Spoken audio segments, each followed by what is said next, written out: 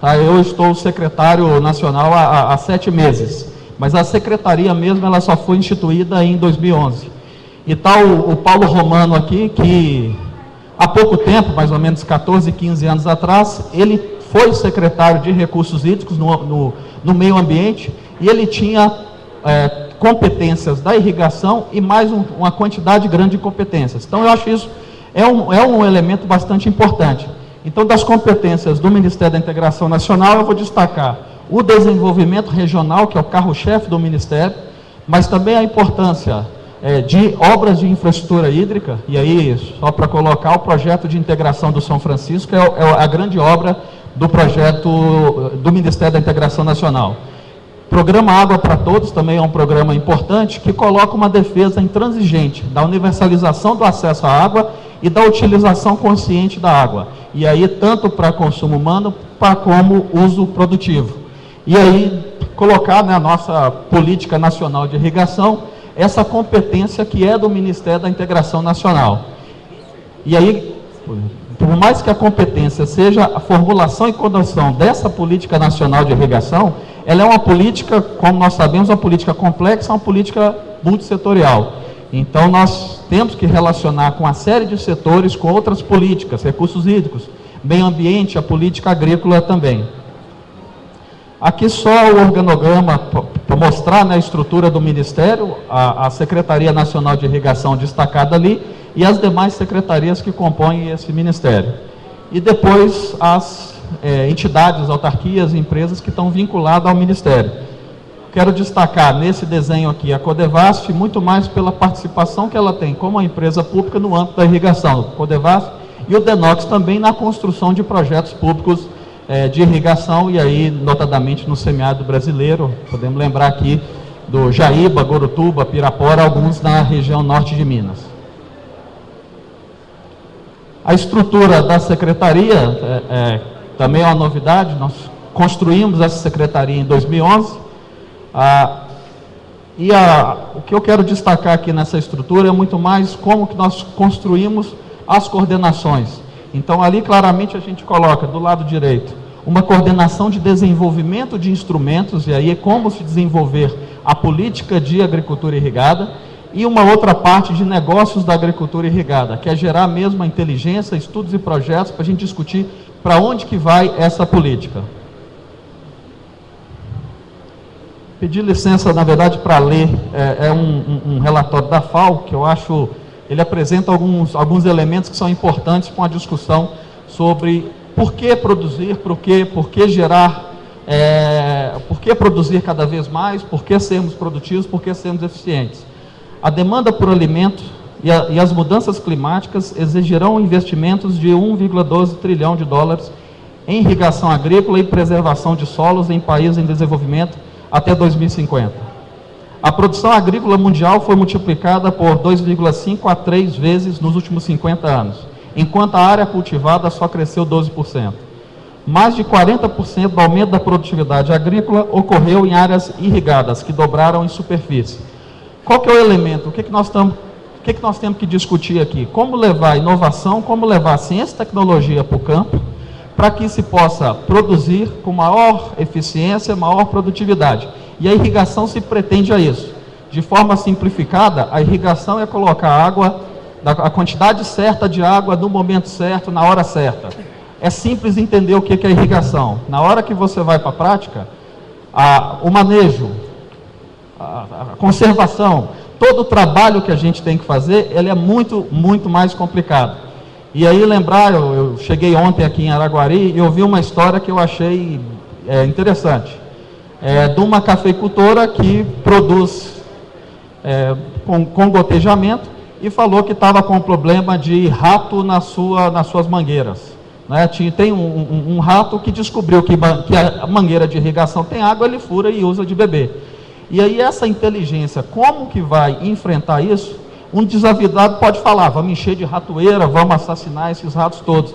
Mas como conjugar uma produção agrícola, a ocupação do territorial produzindo, ao mesmo tempo com proteção ambiental?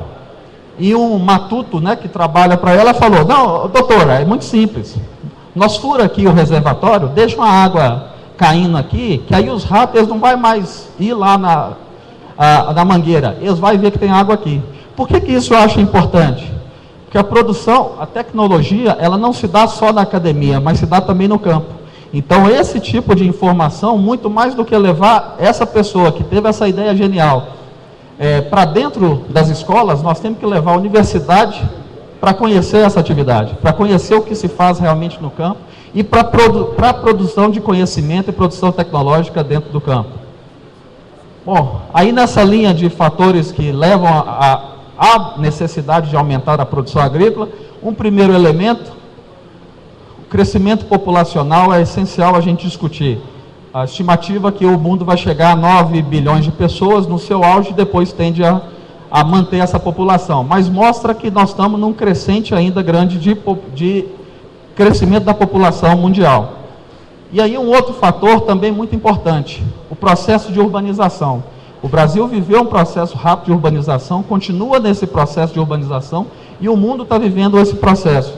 E é interessante a gente colocar que a urbanização leva à necessidade de que a produção de alimentos no campo tem que chegar às pessoas consumidoras. Então, fazer esse vínculo entre o campo e a cidade, né? No Brasil, a estimativa é que chega a 216 milhões de brasileiros no seu auge, que é estimado em 2030. Então, também mostra um crescimento da população. E um outro elemento que a gente coloca importante para discutir a qualidade da produção agrícola brasileira, que é o crescente poder aquisitivo. Nós podemos estimar que o Brasil ele teve um crescimento de renda per capita nos últimos 10 anos de 100%, na verdade. Então, dobrou a renda per capita brasileira nesse período. Se a gente colocar a China, multiplicou por 9. Então, no período de 15 anos, não 10, mas no período de 15 anos, você multiplicou por 9 a renda per capita. E a renda leva a uma necessidade, aqui, mostrar um gráfico rapidamente, eu me apropriei de um gráfico produzido pela Agroconsult, que eu acho bem interessante. É um gráfico simples, mas ele mostra o elemento dessa relação direta que a gente tem de renda com a qualidade e, considerando qualidade, nós estamos falando em quantidade de proteínas por unidade de alimento. Aqui só uma referência, o desenho aqui representa o consumo de uma família no Chad, é o consumo médio de uma família do Chad de alimentos. Então a gente vê muito produto primário, né? Então e aqui, à medida que nós vamos passando no gráfico, países de renda média já conseguem ter alguns produtos básicos. Aqui, China, um consumo ali de $57 por família no mês. Então, nós já vemos a transformação que mostra a qualidade dos alimentos que entram na mesa à medida que a renda vai aumentando. Aqui uma referência que aí já mostra a maior variedade de produtos, alguns enlatados, alguns embutidos, mas já mostra essa variedade. Aqui uma referência do México, já vai levando a um critério de qualidade, tá certo? Tá cheio de Coca-Cola ali ao fundo, né? Mas já mostra um beneficiamento dessa produção e do consumo. Aqui os Estados Unidos, não é muito bom não, porque essa pizza gigante aí tem um probleminha de obesidade, mas é uma referência alimentar dos Estados Unidos. E o último desenho que nós colocamos aqui é da Alemanha. Então mostra a qualidade do consumo de uma família alemã. Aqui só para colocar algumas referências, que eu acho importante diferenciar a agricultura da agricultura irrigada, da agricultura de sequeira da agricultura irrigada. Essa estimativa é do mundo, tá? Então 18% da área cultivada do mundo para a agricultura advém da agricultura irrigada. Só que esses 18% representam 44% da produção, e a produção contada em toneladas mesmo. Se a gente analisar a renda, eleva mais ainda, chega a 52%.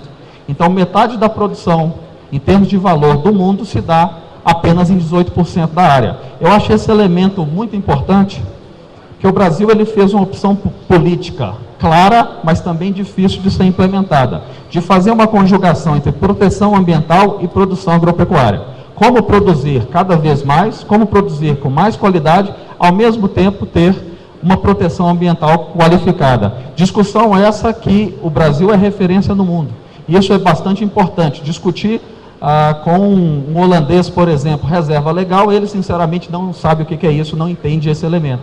E nós fizemos essa opção política de evoluir, de ter um sistema de meio ambiente, de ter um sistema de recursos hídricos robusto, que mantenha, que discuta a proteção ambiental. Aqui também só uma referência de alguns dados aqui da Agência Nacional de Águas sobre a disponibilidade de água. É essencial a gente discutir a irrigação sobre a base que nós temos de utilização produtiva do recurso de água na atividade. Então, 12% da água superficial, da água doce superficial do mundo está no Brasil.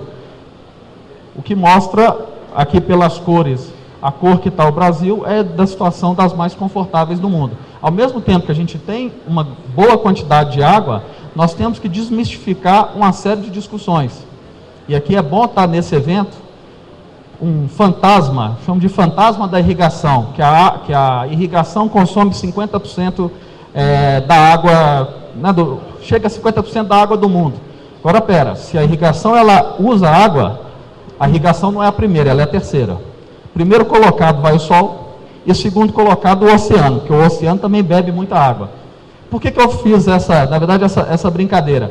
Que nós temos que discutir que a água não ela é um recurso, mas que ela está num contexto de fluxo. Então, o que importa no contexto de fluxo não é só a quantidade de água que está entrando, mas sim a quantidade e a qualidade da água que está saindo. Só colocar uma questão que eu vi no Rio Grande do Sul, que nós temos no saneamento uma produção agrícola de arroz que está fazendo teste sobre limpando a água de saneamento que vem das cidades. O que é isso? A cidade a gente coloca água e sai a esgoto. Na atividade agrícola, você pode colocar uma água suja e que no final do processo ela sai mais limpa. Eu acho que isso é bastante importante, que nós temos que envolver e discutir cada vez mais esses indicadores. Indicadores esses de qual a qualidade da água e o que é feita com a água no setor agrícola. A utilização produtiva da água, para nós, é do mesmo jeito que é colocado para o setor hidrelétrico. Ele também utiliza água, passa pelas turbinas dele, mas ele precisa ter reservatórios e ele precisa ter esse controle da água. Do mesmo jeito que nós temos que discutir também a evolução da universalização do acesso, mas também a utilização consciente dessa água para a produção agrícola. Aqui também só alguma referência a esses dados, 4,5 milhões de hectares, são dados do Censo Agropecuário do IBGE de 2006, que é a área atual irrigada. E o potencial, e esse potencial aqui, relativamente desatualizado, ele é de 1999, eu acredito que ele é maior do que isso, mas ele mostra que ainda há muito espaço para crescer, e um referencial, claro, sem avançar por biomas que já são protegidos. Então, o espaço que a gente tem, a disponibilidade de solo e a disponibilidade de água que temos, permite um crescimento potencial da irrigação. Em Minas Gerais, estimativas mais atualizadas, são 525 mil hectares irrigados, e que o potencial chegaria a 3 milhões de hectares. Aqui também só uma referência sobre a participação do setor privado e do setor público na agricultura irrigada. Nós temos ali 370 mil hectares, são áreas públicas, áreas essas que são vinculadas a um contexto de desenvolvimento regional. Então, ele é um investimento direto do governo na implantação do sistema de captação e distribuição dessa água, como no caso do perímetro Jaíba, em Matias Cardoso e Jaíba, né? Mas é bom olhar esse referencial, que o protagonista da produção agrícola não é o setor público, é sempre o produtor rural. E é esse o norte que nós temos que seguir. E é o norte que o governo federal ele segue. Uma referência sobre as culturas irrigadas, aqui eu separei o café arábica do canéfora, né? Só para mostrar a importância que o café tem para a produção agrícola brasileira, né? Logicamente, cana-de-açúcar e o arroz são as duas culturas mais irrigadas, mas você já tem uma forte participação, uma forte discussão das diversas outras culturas. E aqui mostra o tamanho que o café tem nesse contexto, nessa estimativa que o Brasil tem 4,5 milhões de hectares, os dados do IBGE de 2006. Bom, então qual que é, depois de levantar, né, os condicionantes, por que discutir a produção agrícola, qual que é o desafio? Como internalizar a prática da agricultura irrigada? E aqui a prática tem também uma questão cultural. Levar a maior produtividade é levar também, não avançar mais em área. Alguns elementos são importantes. A irrigação, ela permite maior produtividade. E a irrigação, ela sempre agiu, e aqui, principalmente no Brasil, por meio de alguns pioneiros. O setor público sempre chegou depois. O começo da irrigação em Araguari se deu a partir de alguns pioneiros, que começaram com a prática da agricultura irrigada e permitiu o aumento da produtividade.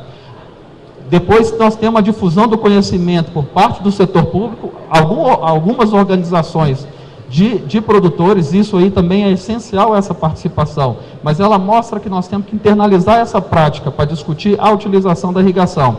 Agora tem que ser uma utilização que eu falo consciente. Por que consciente? Porque ela tem que ser pautada em critérios tecnológicos e pautados em critérios de sustentabilidade. É uma discussão muito complicada, mas é essencial a gente discutir a eficiência do uso da água na atividade agrícola e a eficiência do uso do solo na atividade agrícola. Então, com tecnologia e aí com conhecimento, com formação, nós estamos falando de manejo, nós estamos falando de conservação. E também entender que a irrigação ela é um instrumento de desenvolvimento econômico e inclusão social. Isso é bastante importante. A Presidenta da República, quando ela criou a Secretaria Nacional de Irrigação, e depois tem um outro movimento importante, que é a aprovação da Política Nacional de Irrigação, ela coloca como pilar básico o desenvolvimento econômico com inclusão social. E a irrigação ela ou atividade agrícola como um todo, mas parcialmente a atividade agrícola irrigada ela é geradora de emprego, geradora de renda, com um investimento baixo e que permite aí exportação, permite aí um crescimento do desenvolvimento econômico do Brasil bastante interessante. Agora eu coloquei até de vermelho, eu falo o ambiente que nós estamos aqui. E aí os diversos fóruns que eu coloco, eu gosto de ser muito mais um ouvinte do que um explanador. Eu quero saber quais são os problemas para também ver como é que seria, qual que é a minha atuação. E aí a gente coloca quais são os problemas, o que se levanta dos problemas para a expansão dessa produção. Primeiro, necessidade de atender à proteção ambiental. Então, como ter um sistema, como ter um licenciamento ambiental, uma outorga de uso de recursos hídricos, num procedimento que seja simplificado, um procedimento que seja conhecido, mas que seja objetivo e que seja ágil. Eu acho que esse é um grande elemento, um grande gargalo. E aí também temos que colocar outros dois fatores. Da disponibilidade de solos de água, que é a possibilidade de produzir mais, mas também demandas dos consumidores. Então é reconhecer que a atividade agrícola é um negócio. E se ela é um negócio, ela vai envolver riscos. E como que nós temos que tratar com todo um sistema para poder fazer a redução de risco por parte dos agentes privados, mas também por parte das instituições públicas. E o que dificulta a expansão da irrigação? Então, o primeiro elemento, mais importante de todos, é essa adequação à legislação ambiental e a concessão de outorgas d'água. Depois eu tenho um elemento para mostrar o que está evoluindo sobre utilidade pública, que mostra um caminho interessante, mas é bom a gente colocar algumas questões que Minas evoluiu bastante nisso. É uma discussão de licenciamento e outorga coletivos. O que é isso? Ao invés de ter um processo por produtor, a Secretaria de Agricultura, ela organiza o espaço territorial, uma série de produtores, e aí a unidade de planejamento normalmente é bacia hidrográfica, para que tenha um único processo para todos esses produtores. Isso facilita muito o trabalho do setor de meio ambiente e do setor de recursos hídricos também. Então é um avanço institucional que eu acho bastante interessante. Um outro elemento sobre a irrigação é a oferta de infraestrutura. E aqui a gente não coloca a infraestrutura que está na produção, e sim aquela que apoia a produção, principalmente a questão da energia elétrica. Então, o acesso, e aí não só o acesso, mas também a qualidade da energia elétrica que chega e o preço dessa energia elétrica. No mundo urbano, a energia já está consolidada. No mundo rural, ainda falta muito ainda a se evoluir. O programa de eletrificação rural, o programa de acesso à energia elétrica para o mundo rural, ele já está praticamente universalizado no consumidor residencial, né? Agora nós temos que colocar também um programa de investimentos para a energia elétrica, para a atividade produtiva. É essencial essa questão da energia elétrica, que é um dos principais gargalos. Mas também nós temos que entender o apoio à produção como a infraestrutura toda colocada, uma infraestrutura logística, uma infraestrutura de armazenamento, uma infraestrutura que dá apoio à atividade agrícola. E um terceiro elemento, o crédito, e aí não só as condições de crédito agrícola, mas a possibilidade de que esse crédito venha a servir ao produtor, e aí pensando numa política securitária que seja favorável. Bom, aqui eu coloquei um desenho de forma simples, não é o fórum aqui já conhece exatamente isso, mas é colocar a agricultura irrigada vinculada ao ciclo hidrológico, colocar que essa água ela está dentro de um sistema. Então é um trabalho que a gente faz de apoio ao produtor para difundir essa ideia do ciclo, essa ideia de que a água é fluxo. E se a água é fluxo, nós temos que ver a qualidade e a forma eficiente de utilização produtiva desse recurso de água na atividade agrícola. E é um desenho interessante que nós estamos colocando com todos os elementos de proteção ambiental, né? O topo de morro ali sem nenhuma atividade, preservado, mas a produção agrícola se dando de forma integrada, utilizando a irrigação, ali nós temos pastagem, mas é uma forma de difundir a informação da atividade agrícola, um desenho até simplificado. Bom, qual que é o caminho que a Secretaria Nacional de Irrigação tem? Primeiro, um eixo estratégico de ampliar e garantir a eficiência da irrigação. Eu acho que isso que é a essência da atividade do setor público, né? Que é levar mesmo o conhecimento de uma mão, mas também trazer as demandas para ver como que a gente equaciona, e discutindo sempre a questão da eficiência com o objetivo de expandir a área irrigada no país. Bom, esse é o segundo elemento que eu acho bastante importante. Primeiro, a criação da Secretaria. Segundo, a aprovação da Política Nacional de Irrigação. O que é essa política? É uma lei que foi aprovada no Congresso Nacional e sancionada pela Presidente da República em janeiro de 2013. E ela apresenta diversos avanços. E aqui eu estou colocando quais são os instrumentos dessa política que mostra, primeiro, o que é uma política pública? É um conjunto de ações e decisões pautados por demandas da sociedade que tem que ser articulada num espaço público, um espaço institucional. Então, esses instrumentos é como se dá a Política Nacional de Irrigação. Vou citar esse primeiro, que são os planos e projetos, que é, na verdade, um instrumento de planejamento, tanto para entes privados quanto para entes públicos, da forma de atuar. E aqui, por mais que a lei tenha sido aprovada só em 2013, o primeiro plano diretor de agricultura irrigada que foi lançado é o PAI-MG, né? O Plano Diretor de Agricultura Irrigada de Minas Gerais. Ele é um plano que ele tem algumas coisas bem interessantes. Primeiro, o princípio básico do plano é a articulação geral, é a articulação permanente. Por que isso? Ele é um plano que preserva a condição de ser associativado. Qual que é a essência desse plano? Colocar num espaço público toda a discussão da agricultura irrigada, a forma de atuar do setor público a partir da edição desse plano. E ele permite adaptações. Esse plano, essa metodologia de Minas Gerais, foi apoiada pelo Ministério da Integração Nacional, e depois nós levamos para o Rio Grande do Sul, que já está elaborando o seu plano também. Vamos começar o Mato Grosso do Sul, Ceará, Pernambuco. Então é uma metodologia testada, não vou me alongar, porque na verdade o Elmiro Nascimento estando aqui, o plano, eu sou apaixonado pelo plano, né, mas é méritos da Secretaria de Agricultura. E aí eu vou trazer aquele último elemento, aquele último instrumento, que é o Conselho Nacional de Irrigação.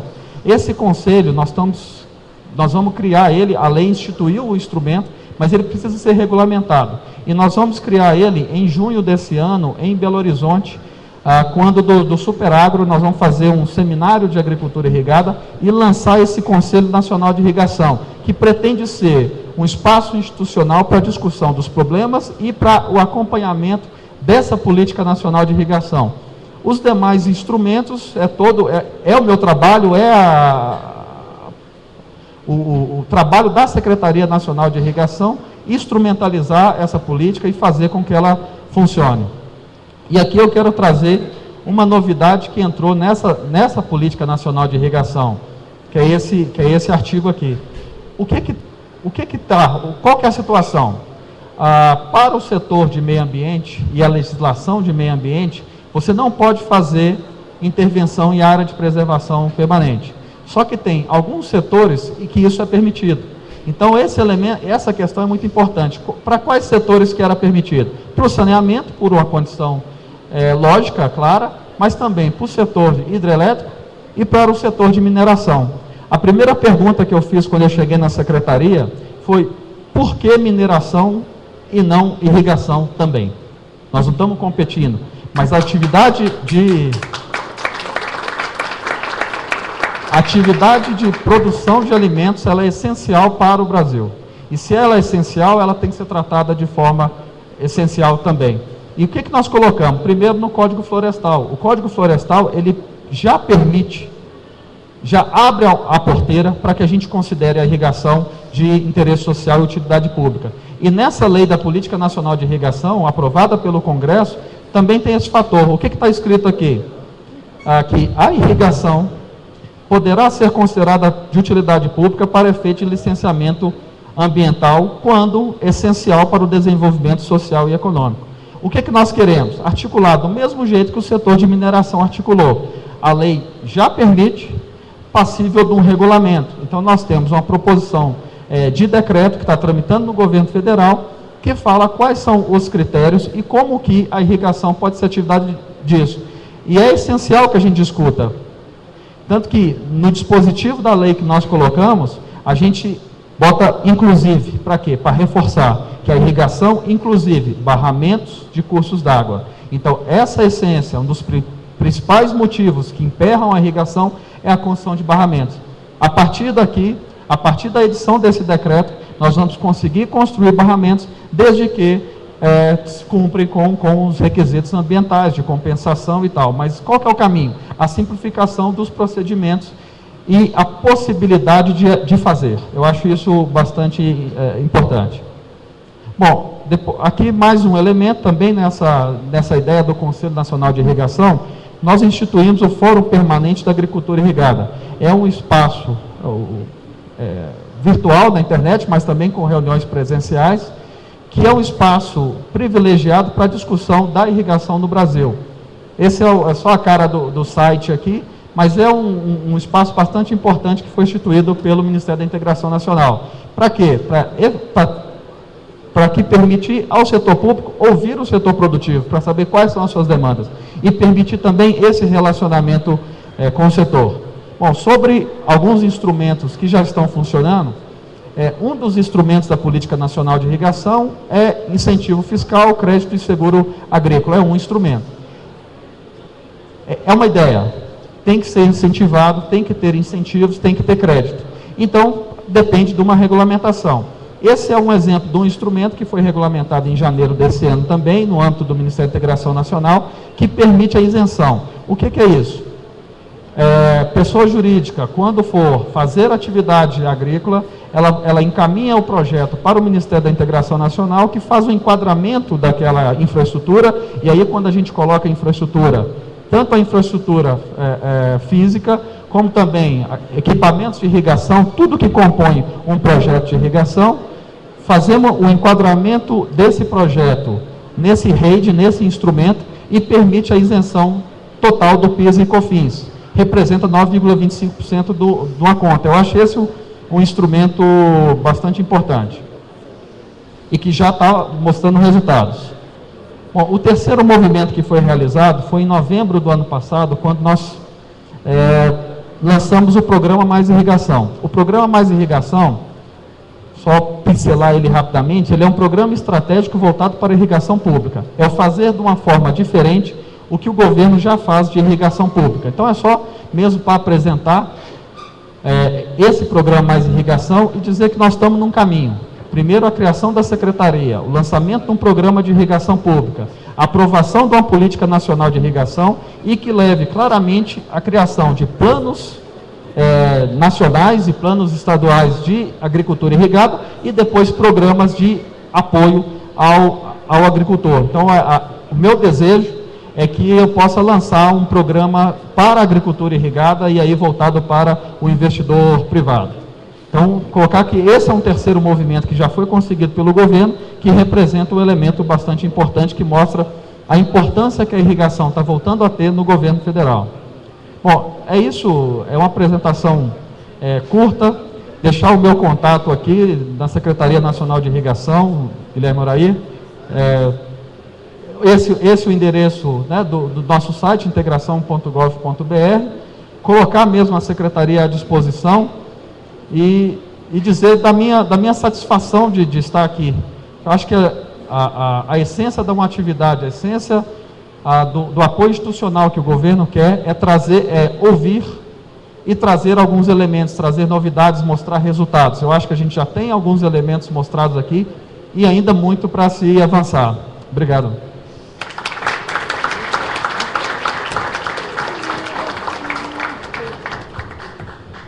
Bom, eu já queria pedir para o Guilherme permanecer aqui na mesa, pois agora a gente vai montar a mesa para o Fórum Irrigação no Brasil, né? Diretrizes e desafios, que é o tema da palestra do Guilherme. Então, eu gostaria de convidar para compor a mesa aqui do Fórum o mediador desse debate, que é o professor Dr. André Luiz Teixeira Fernandes, da Uniub, e coordenador no Núcleo de Cafeicultura Irrigada do Consórcio Brasileiro de Pesquisa e Desenvolvimento do Café, Embrapa Café. Aí o professor André. Também os debatedores, convido aqui o Elmiro Nascimento, que é o secretário de Agricultura, Pecuária e Abastecimento de Minas Gerais.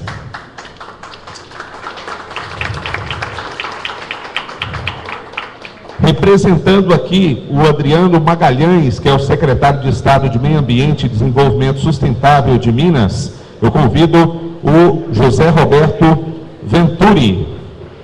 José Roberto, que vai representar aqui o Adriano Magalhães. Gostaria de convidar também o Dr. Elvésio Matana Saturnino, que é o presidente da Associação Brasileira de Irrigação e Drenagem, ABID.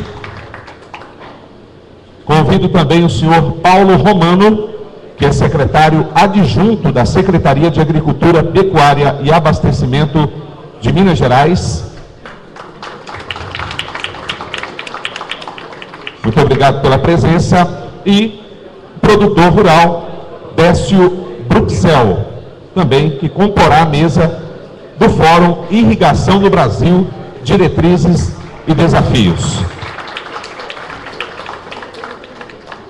Mesa composta, eu passo a palavra, então, ao professor Dr. André Luiz Teixeira Fernandes.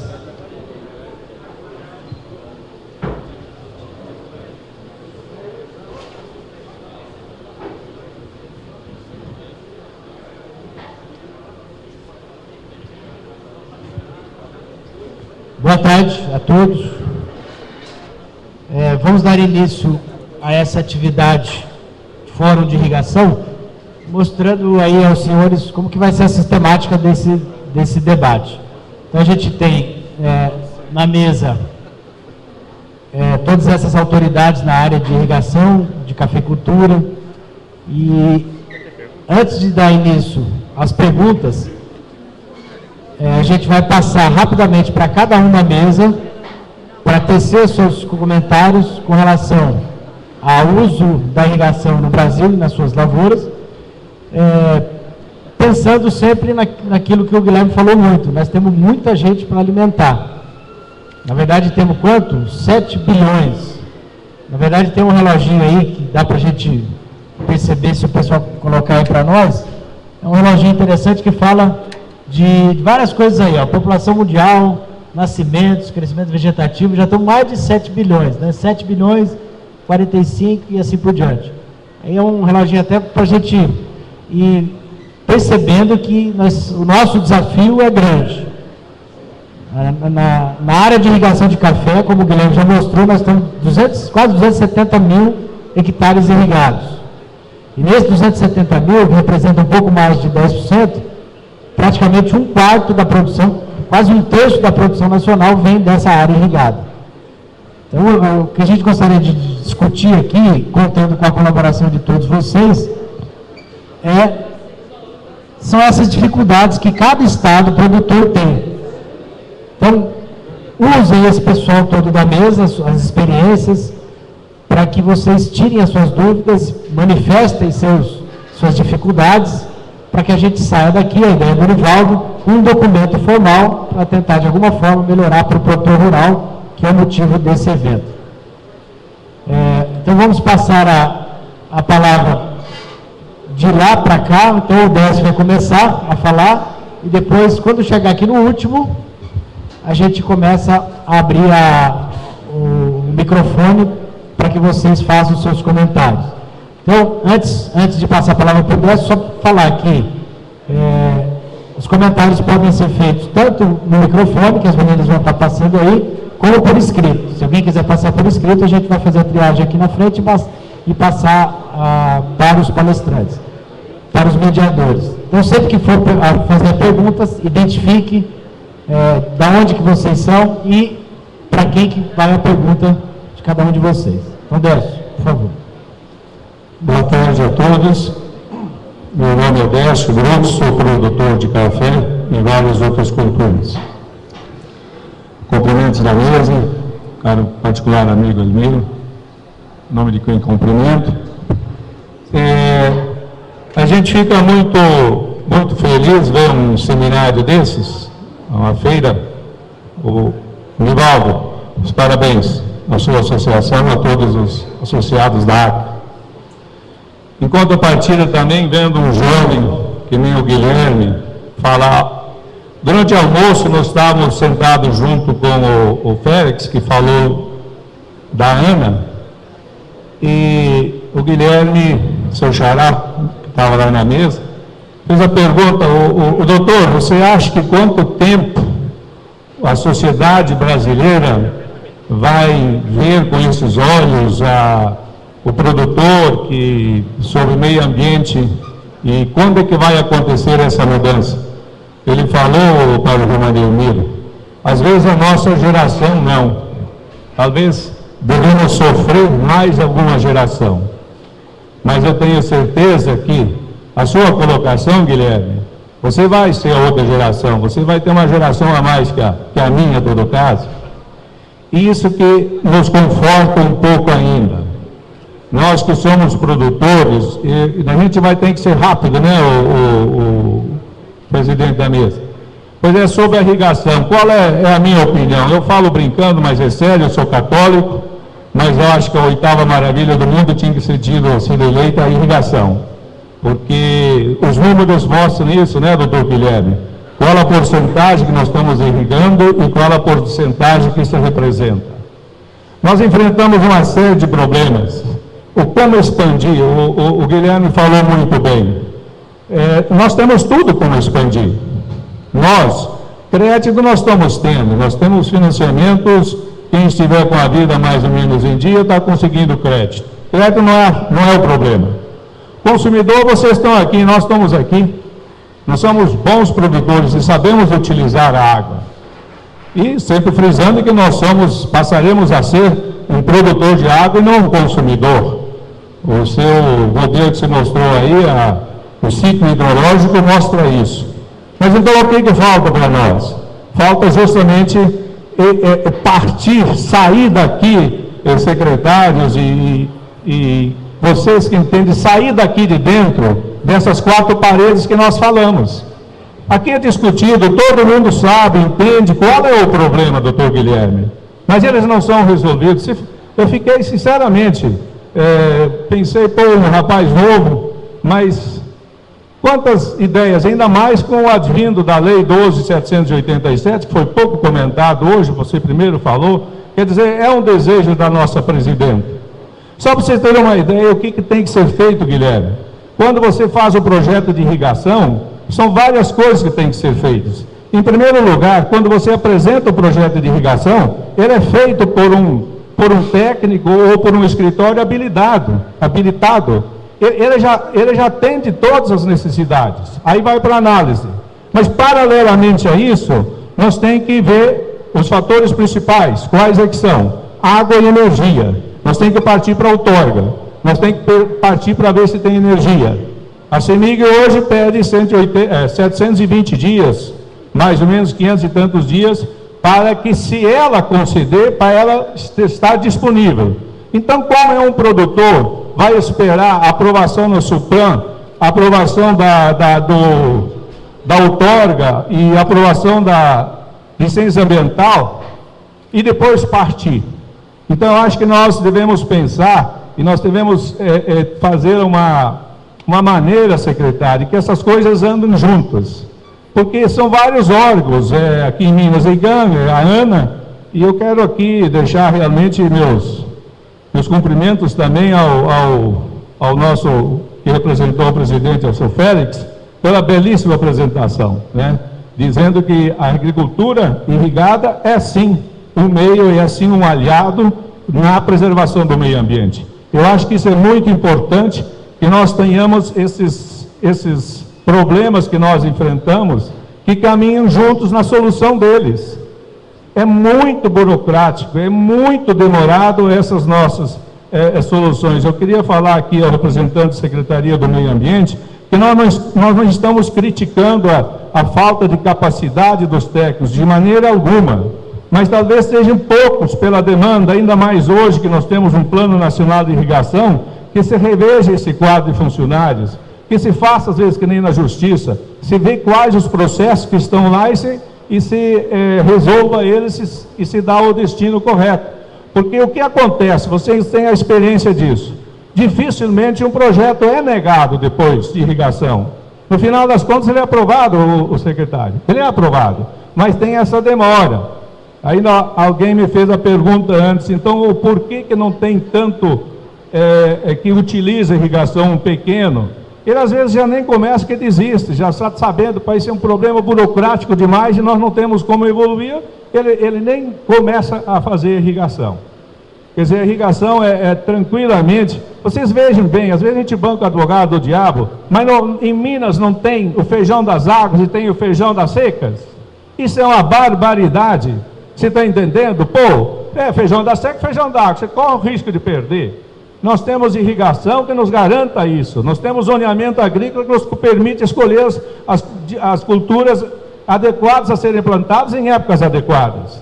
Então eu acho que nós devemos sim pensar, e o que nós discutimos aqui internamente, seja levado para fora, se vê bem a ideia, o que é o programa da irrigação que o Guilherme apresentou aqui.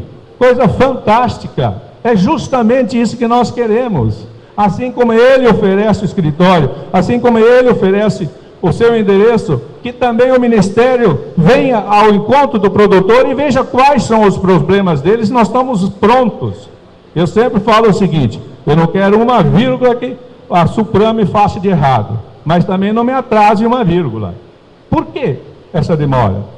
Muito obrigado pela paciência, desculpa o desabafo, eu sou um produtor, amo a agricultura, temos vocação para isso, produzimos e temos certeza. E queria deixar aqui dizer que é muito válido, que sozinhos iremos mais depressa, mas juntos iremos bem mais longe.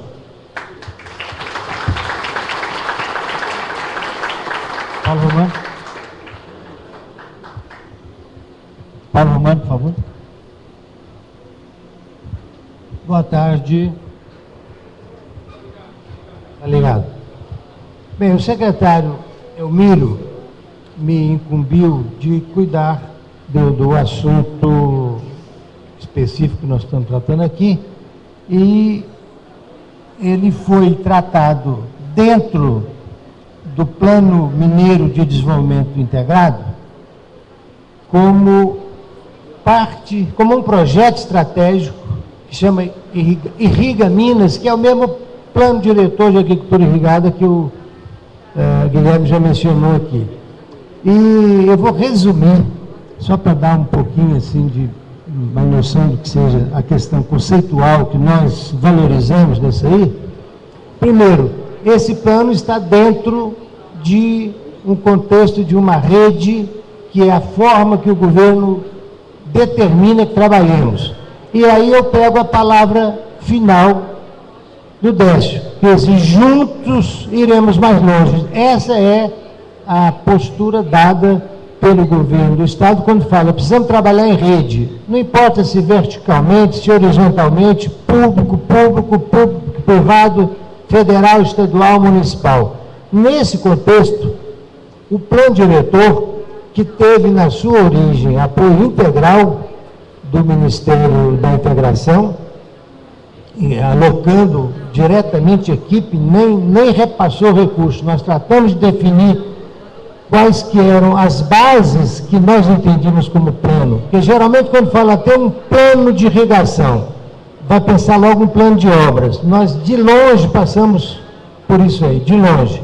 Nós entendemos que, no caso de Minas Gerais, um estado de nascentes de água, um estado de montante de bacias, nós precisamos levar as condições ao produtor onde ele está. O pessoal da área mineral usa muito um termo que é rigidez locacional, para dizer, eu tenho que fazer buraco, eu tenho que arrebentar aqui, porque a minha mina está aqui. Para o caso da irrigação é a mesma coisa. Nós temos que levar as condições, porque o produtor já está instalado. Nós não estamos tratando de projetos públicos, onde nós vamos fazer infraestrutura para levar o produtor para lá. E isso, obviamente, torna mais complexo, porque vem toda a questão, por exemplo, da infraestrutura, né, que já foi dito aqui, que muitas vezes você tem a ilusão de que na energia já atende a milhares de produtores. Sim, não. É atendido no programa Luz para Todos, não energia, quando você precisa de uma qualidade e uma quantidade maior de energia. Bom, isso é só para dizer o seguinte, o plano, então, está abordando de maneira integrada esse aspecto e ele estabelece como, metodologicamente, uma coisa assim, essencial, que são os territórios de irrigação. Nós estamos cuidando de atalhar caminho para cuidar de áreas onde você tem usuários de água, não apenas usuários de água para irrigação, para discutir de uma vez todo o contexto que tenha numa subbacia. Nós não podemos falar em bacia muito grande.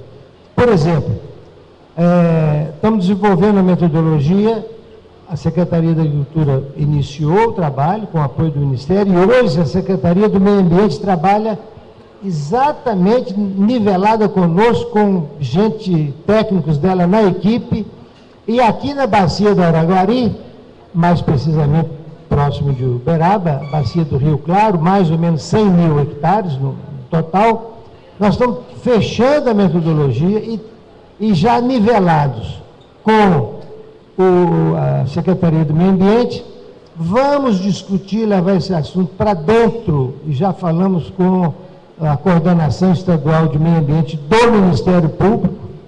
Ontem, inclusive, tivemos com o doutor Alceu, que já foi o Procurador-Geral do Ministério no Estado, exatamente para dizer, por que não irriga? Uma das questões que nós precisamos dizer assim, é possível com alguma abordagem diferente para situações diferentes, porque as situações não são todas iguais. Então, nós estamos começando o trabalho por área de conflito, que é o caso concreto dessa bacia do Rio Claro.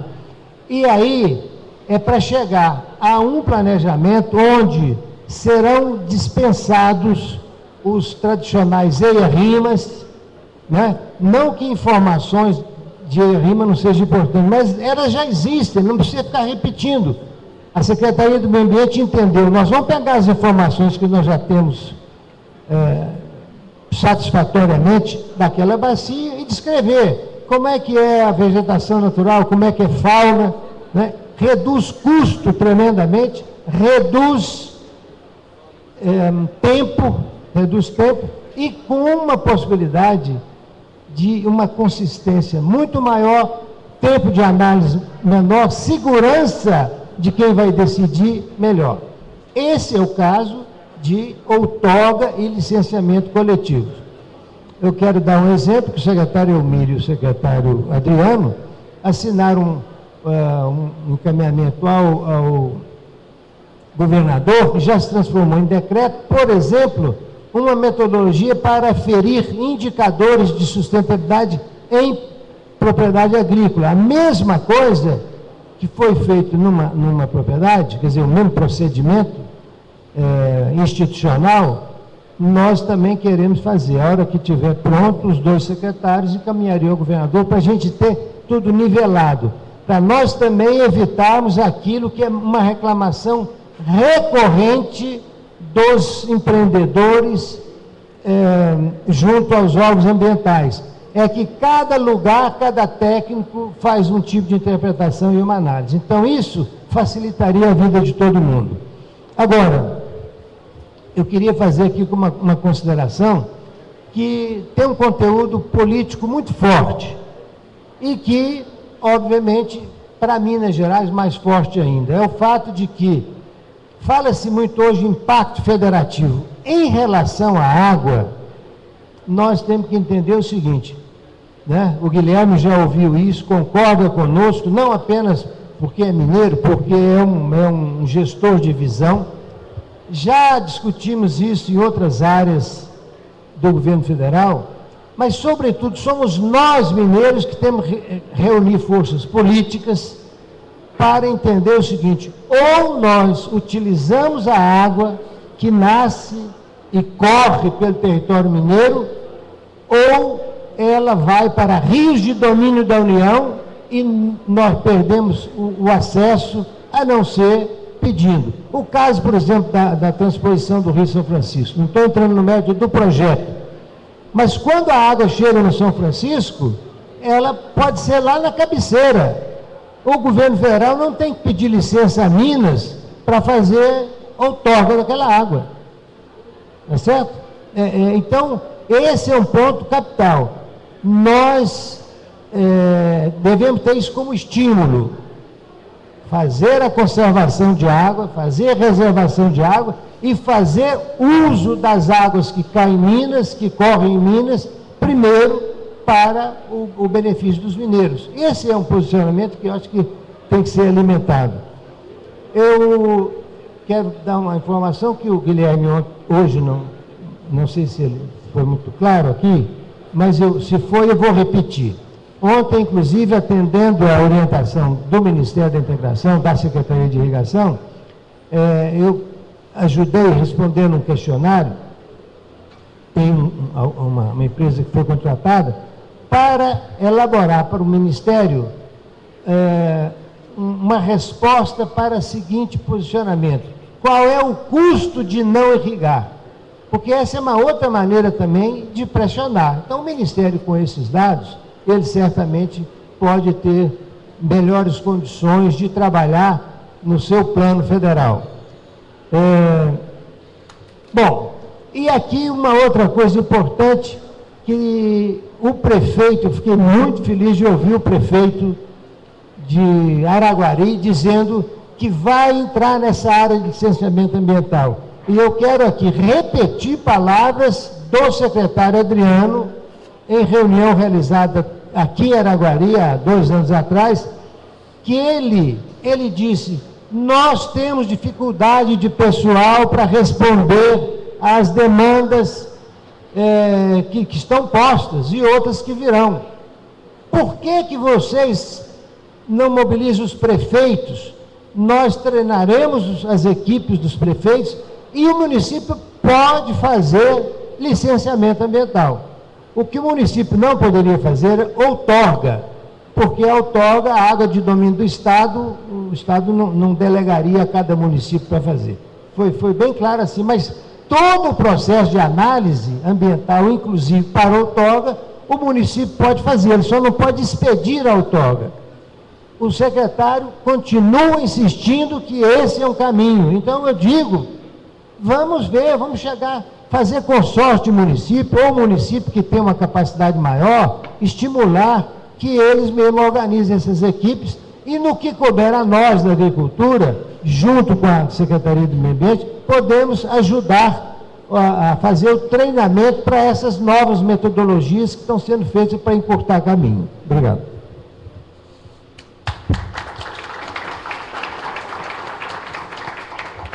Elmiro. Boa tarde. Antes eu gostaria de cumprimentar o Guilherme pela sua palestra. O Guilherme, como ele mesmo falou, ele é mineiro de Belo Horizonte, tem raiz aqui em São Gotardo. E o mais interessante dele é que ele foi formado na escola de governo, foi idealizado pelo governador Anastasia, para que realmente possa impulsionar a própria ação do governo em si. Tanto é que ele saiu tão bem da escola que já foi guindado lá para a área federal, pela competência dele. Mas eu gostaria de cumprimentar a todos da mesa e dizer, eu ouvi atentamente o Décio, eu tenho como irmão pela afinidade que temos, e hoje o orgulho nosso da região é dizer que ele é um dos maiores produtores do Brasil e um dos maiores irrigantes privados do país, graças ao seu dinamismo. E quando ele fala em relação à demora, justamente é isso que nós estamos aí querendo, é que possa agilizar as ações do governo. Qual a facilidade do governo hoje, apesar da burocracia, apesar o que eu falei na parte da manhã, em relação ao que o governador Anastasia implementou, e desde a época do governador Aécio Neves, que ele, como vice-governador, como secretário do Planejamento, implementou, que foi o Estado em rede, para que realmente possa agilizar as ações. Essa mesma conversa que tivemos aqui, o ano passado, o Zé Roberto, o Rodrigo esteve aqui e tal, nós, a pedido, inclusive, do Nivaldo e do Serginho, nós fizemos uma reunião com os prefeitos que aqui estavam, para que pudesse agilizar o que o Paulo Romano falou. Porque hoje, vocês não imaginam a burocracia que é o Estado. Você fazer um concurso público hoje, como já foi autorizado na própria SEMAD, na própria Emater, que está muito carente de pessoal, e demora um ano. Infelizmente, você tem que respeitar a burocracia legal. Você não pode, de um dia para o outro, fazer, porque aqui nós não somos iniciativa privada, nós somos o governo, e o governo, logicamente, é fiscalizado. Então, na época, nós reunimos com o Adriano, os prefeitos ficaram, inclusive, de alocar técnicos, contratar técnicos para que possa agilizar a demanda reprimida que tem na SEMAD, que não são culpa deles, realmente são milhares de processos, porque o governo passado, infelizmente, o secretário na época, ele travou muita coisa, mas muita mesmo. Mas, no fim, acho que só um ou dois prefeitos, ou acho que nenhum praticamente, e ajudou nisso aí. Então, nós precisamos, sim, gente, dessa parceria, dessa interação, para que possamos agilizar os processos. Vocês não imaginam o quanto que nós estamos aí ansiosos para isso, para que realmente possamos aí produzir cada vez mais. E o governo, como eu falei, está sensível a isso, ele quer ajudar, mas precisa também da ajuda da iniciativa privada. Eu estava conversando ontem, nós lançamos lá em Belo Horizonte, o fórum que vamos fazer aqui na reunião da OEC, o encontro da cafeicultura, para que realmente possamos trazer gente do mundo inteiro. E tinha lá um jornalista colombiano, que ele está radicado no Brasil, tem 10 anos, ele trabalha num organismo internacional de notícias e tal. Aí ele veio me falar, falando assim, olha, Elmiro, vocês, o grande problema do Brasil hoje em relação à cafeicultura, é porque você não divulga o café. Na Colômbia, por exemplo, qualquer coisa, o governo banca e o produtor ajuda. E qualquer coisa, nós falamos do café para o mundo inteiro, divulgamos café. Talvez o que falta no Brasil justamente é isso, é ter essa parceria também com o produtor. Porque esperar a sua ação do governo, gente, é lenta, é democrática, é burocrática. Nós estamos aí tentando aí, concluir o projeto Jaíba, por exemplo, que é o maior projeto de irrigação do mundo. Vocês não imaginam a dificuldade que é quando chega no IBAMA, trava tudo, é burocrático. Outro dia mesmo o ministro esteve lá, o Guilherme, inclusive, estava junto. Achou o negócio uma maravilha, realmente é um negócio que orgulha a todos nós brasileiros pela grandiosidade que é o projeto. Mas está preso na bendita mata seca, mata atlântica, que não sei o quê, que alguém falou, não, aquilo é mata... Então, até hoje não viabilizou. Mas, olha, com toda a sinceridade, o governo hoje está ágil, ele sabe da importância que é a produção para o Estado. Nós temos hoje essa interligação, acima de qualquer segmento partidário, com o governo federal. Está aqui o grande exemplo em relação ao Ministério da Integração Regional. Temos hoje um ministro que é mineiro da agricultura, que é nosso conterrâneo aqui da região. Isso realmente é muito importante, vai ajudar muito. Mas temos sim de ter a parceria de todos vocês, para que as ações possam fluir com mais agilidade e, logicamente, vocês possam ter uma produção cada vez maior.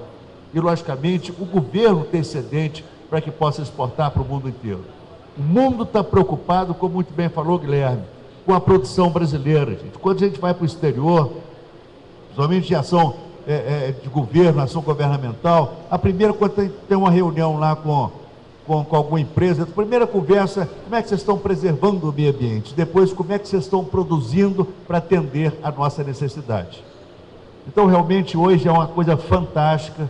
O produtor está ganhando, apesar que o café está em condições horríveis hoje, mas nós acreditamos, como muito bem falou o Roberto, as pessoas que entendem, o maior entendedor de café do mundo hoje, a perspectiva é boa, mas precisamos de produzir cada vez mais, melhorar a nossa qualidade do produto, para que possamos ofertar e, principalmente, agregar valor ao produto. O governo está empenhado em fazer de Minas o estado de maior irrigação. Nós temos essa capacidade, essa peculiaridade. O poder de irrigação nosso é fantástico. Nós temos condição de dobrar, triplicar nossa produção. Basta desburocratizar um pouco e, principalmente, ter a ajuda de cada um de vocês. Obrigado.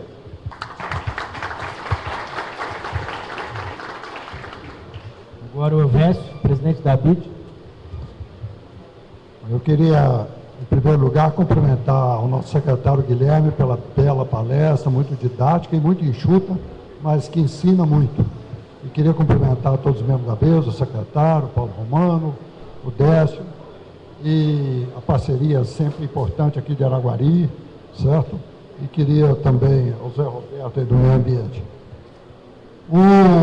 O envolvimento da Associação Brasileira de Irrigação e Drenagem, ele é muito interessante, porque ele é um trabalho que foi feito uma retomada para que o Brasil tivesse um posicionamento em relação à grande vantagem comparativa que tem perante todo mundo, pelas condições edafoclimáticas e pela condição de ter mais de 12% da água, vamos dizer assim, disponível aí no mundo, em termos de água doce.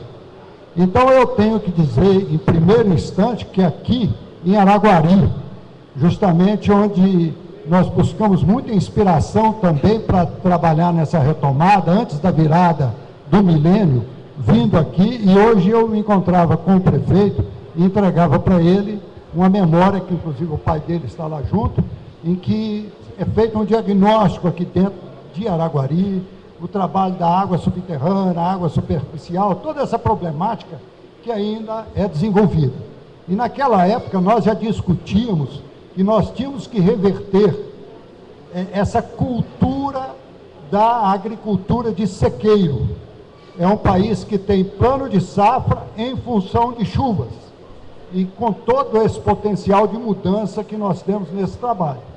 Então aí era uma primeira medida que a gente, vendo a evolução, vendo a palestra, vendo o trabalho que está sendo desenvolvido, vem uma nova mensagem, apesar de sabermos que nós continuamos ainda com os planos de safra, em função de chuva, mas que nós temos aí que reverter, e essa reversão está vindo, está acontecendo, é mais do que auspicioso quando o secretário nacional de irrigação vem aqui e nos traz essas informações. O governo de Minas, que tem trabalhado ombro a ombro conosco, e me lembro do doutor Paulo Romano conosco lá, quando em parceria com Minas Gerais, em Montes Claros, a gente discutindo todos esses fundamentos para que melhorar o planejamento, e essa ideia brilhante vinda da Secretaria da Agricultura, com relação ao plano diretor, de fazer tudo nascer em função de bacias hidrográficas, em função de territórios, mas procurando a harmonia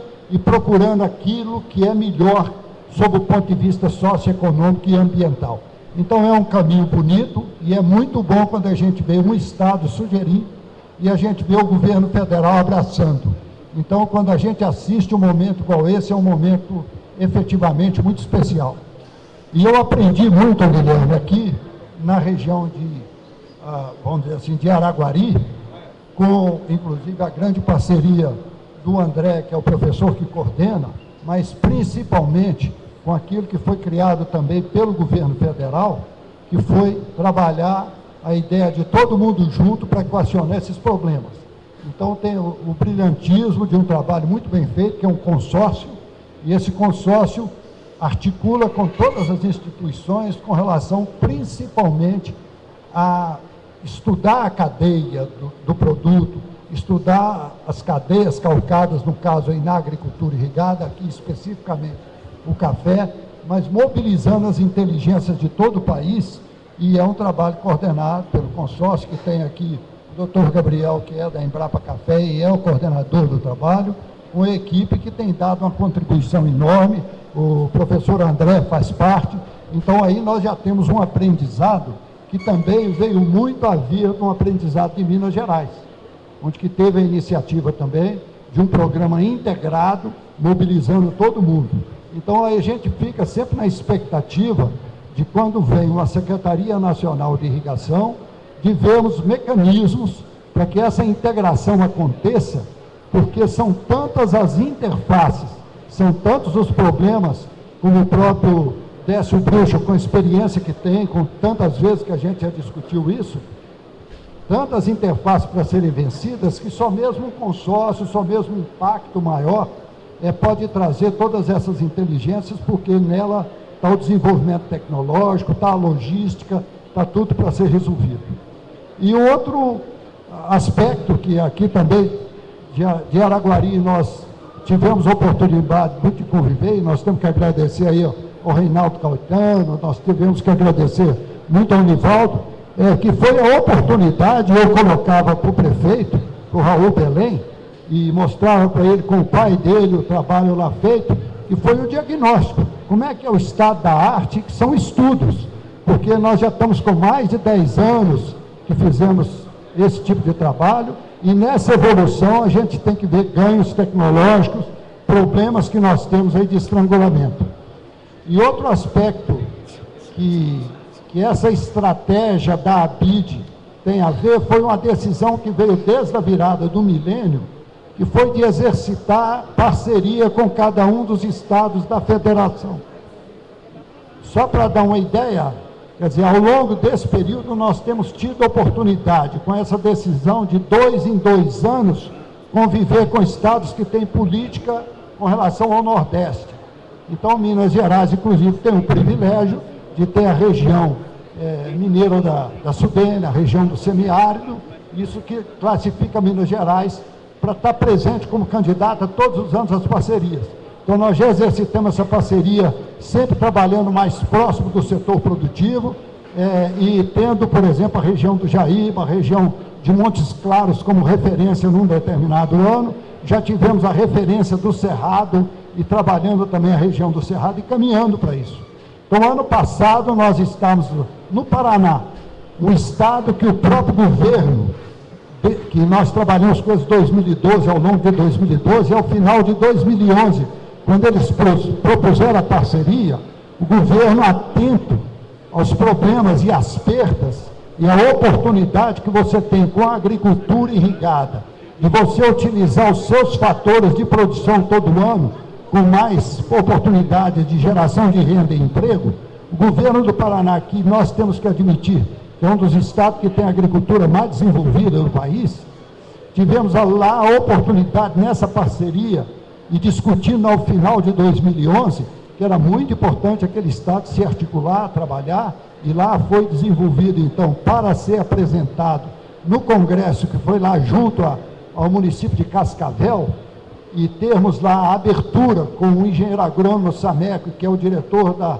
Binacional, o diretor brasileiro da Itaipu Binacional, dele colocar para todos aqueles.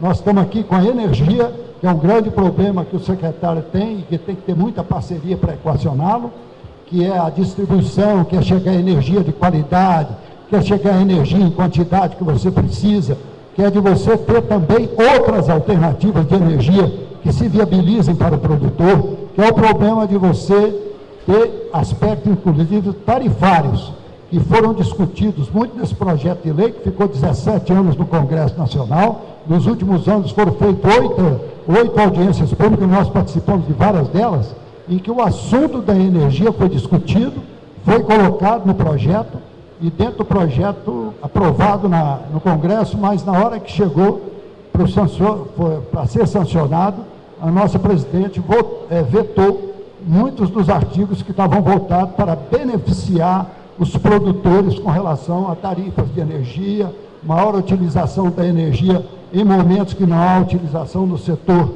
urbano e industrial. Então, é outro aspecto nesse debate, Guilherme, que a gente gostaria muito de ver como é que está essa estratégia, que nós temos que estar todo mundo junto nessas regulamentações para a gente recuperar mecanismos que possam favorecer. O outro aspecto já colocado, esse aspecto de um outro grande desafio, mas que nós temos modelos funcionando, e eu estou trazendo um dos modelos aqui, que é o do café, que é esse trabalho de você juntar forças através de consórcios, através de trabalhos já de modelos bem exercitados, e que são atrativos para que todo o pessoal da ciência e os pesquisadores juntem forças nessa empreitada.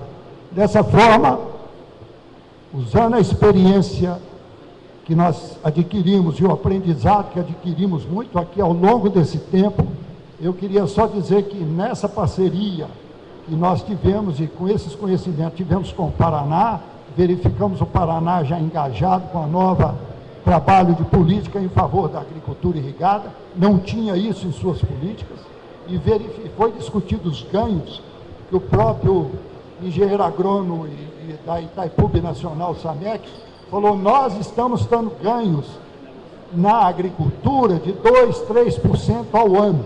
Eu queria só dizer para vocês, com a experiência dele, a bagagem que eles têm de ter que gerenciar recurso hídrico de uma das maiores represas do mundo ali, de dizer, com a agricultura irrigada, as nossas oportunidades são de mais do que dobrar a nossa produção. Então, são essas mensagens que nós temos que fazê-las calar profundo e sabemos com ela. Resolvemos todos esses problemas que nós temos e que são muito bem colocados e já muito bem enfatizados, e eu os vejo sendo resolvidos também com esses programas integrados que juntam todas as nossas inteligências, exemplo do quanto nós já aprendemos aqui na FEMICAFÉ. Com isso, eu agradeço a todos e cumprimento por essa oportunidade.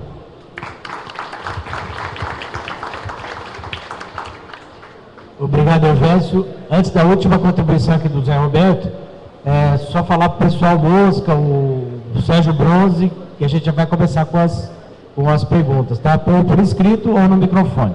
Então, Zé Roberto da Sopran. Boa tarde a todos. Primeiro, eu queria parabenizar o Guilherme pela palestra, o doutor Elmiro e o doutor Paulo pelas colocações. Lembrando a todos, doutor Elmiro, que a Prefeitura de Uberaba já tem um convênio com o Estado.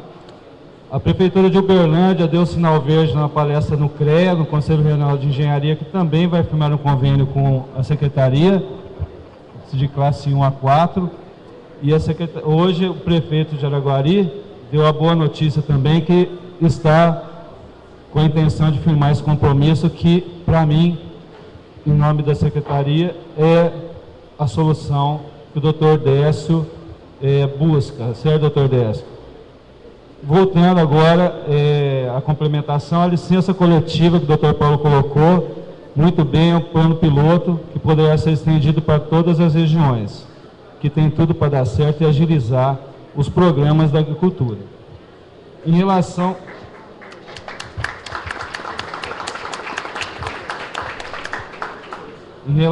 a hoje, atualmente, senhor Décio, a questão, a Supran, Superintendência Regional de Regularização Ambiental, ela é integrada, então o licenciamento é único. O IEF, IGAM e FEAM, junto com a área jurídica, o parecer é único dentro da Supran. Autorizações ambientais de funcionamento, classe 1 e 2, outorgas, Supran e núcleo, questão de reserva legal e as intervenções. Não passíveis de licenciamento, atividades não passíveis de licenciamento, segundo a DN 74 de 2004, CODEMA, onde está tem conselho deliberativo na prefeitura, as intervenções são do CODEMA na área urbana, outorga Estado. Então a demanda é muito grande. Questão hoje do que está sendo feito na Supran. Conversei com o superintendente, o Dr. Rodrigo Angelis, que cumprimentou a todos, E a Federação dos Cafeicultores esteve em Belo Horizonte, conversou com o doutor Adriano Magalhães, levou uma listagem de outorgas e o superintendente já está montando um plano de ação para que seja cumprido essa solicitação de agilidade desses processos. Segundo, a Supran reestruturou a equipe para a questão das outorgas, para colocar os técnicos. Hoje nós estamos com 6 efetivos e 5 contratos. O Estado vai realizar o concurso de revisão esse ano, no máximo no começo do ano que vem, seja realizado o concurso. Então a Supran reestruturou o quadro para que seja dado maior agilidade nas outorgas. O que o doutor Elmiro falou é certo. Nós estamos fazendo o corpo técnico é o melhor que existe aqui na região, certo? Treinamento, o que acontece? Muitos contratos saem e são dados novos treinamentos, devido à capacitação técnica da equipe. A Supran tem uma parceria com a Federação dos Cafeicultores também para a contratação de um estágio e um técnico, que também está em andamento. Então, agora, com essas colocações eu finalizo, estou à disposição e espero que atenda os produtores dentro do possível.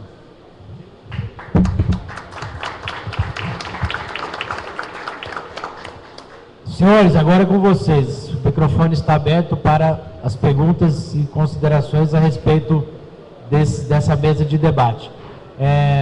Por favor, se identifiquem e direcione para quem da mesa vocês querem fazer a pergunta. Moço, com você. Parabéns a todos da mesa pela brilhante explanação. Eu vou tentar intermediar uma pergunta aqui, André, do senhor José Carlos Vilas Boas. Ele está perguntando para o Guilherme, para que você faça um comentário, Guilherme, que dentro desse Plano Nacional de Irrigação, há o plano do barramento. E esse barramento, há necessidade de você intervir na APP. Como que ficaria isso dentro da burocracia, que a gente sabe do Código Florestal? Como que o produtor, qual que é o caminho que o produtor teria para facilitar esse caminho desse barramento? E ele também reclama que a outorga demora demais para sair. Às vezes chega e coloca o processo de outorga lá e fica 2, 3 anos, e muitas vezes até pelo problema que foi citado pelo Décio, por falta de funcionário, né, Décio? Então, se você pudesse comentar para ele aí, Guilherme. Obrigado. É isso, José Carlos? Obrigado.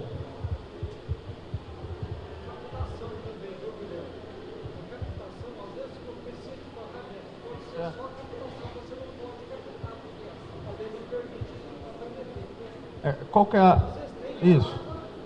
Qual que é a alteração que a lei está fazendo? Ela permite classificar a irrigação como de utilidade pública. O que que muda? Tá? A intervenção em área de APP não pode ser feita. Isso é fato. Agora, em caso de utilidade pública, pode ser feito desde que siga alguns requisitos e desde que faça a compensação ambiental. Então, essa que é a alteração que a lei está permitindo. O setor hidrelétrico constrói barragens. Ele faz intervenção em APP, mas ele faz intervenção em APP levantando quais são as condicionantes à compensação ambiental possível. Então, a evolução que se pretende é essa, permitir a ação, desde que seguido alguns requisitos. Tá?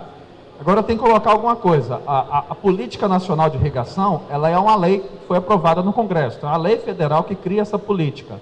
Esse instrumento, ele não tem uma eficácia direta, ela depende de um regulamento.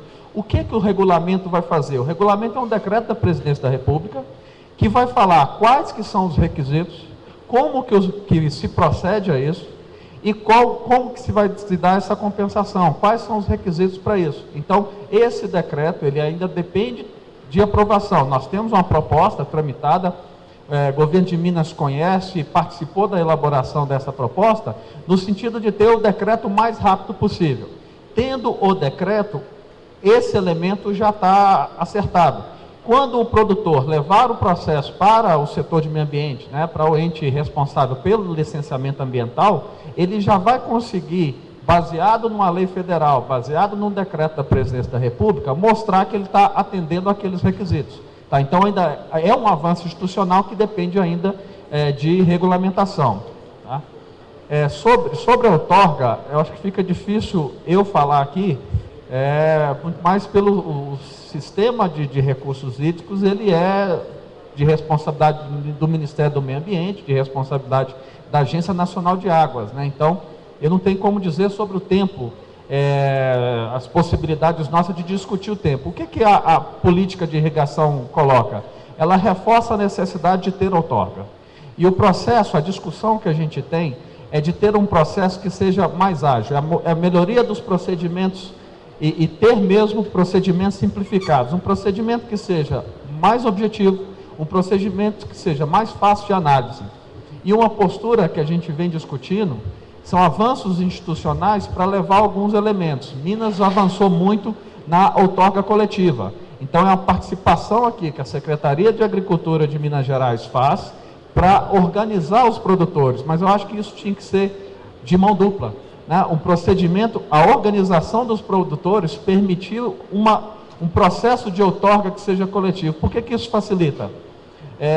Indo em qualquer órgão ambiental, qualquer órgão vinculado a estadual, municipal, federal, a quantidade de processos que chega é de uma monstruosidade. A gente entra numa agência qualquer, são processos que vão até a parede.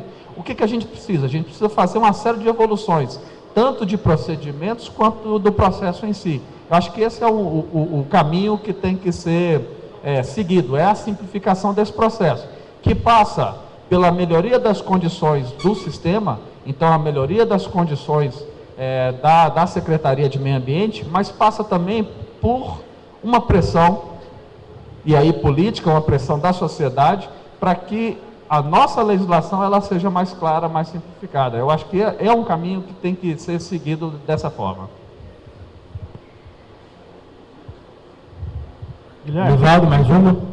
Guilherme, obrigado pela presença, pela sua belíssima palestra, pessoal da mesa, obrigado também pela participação aqui na nossa feira.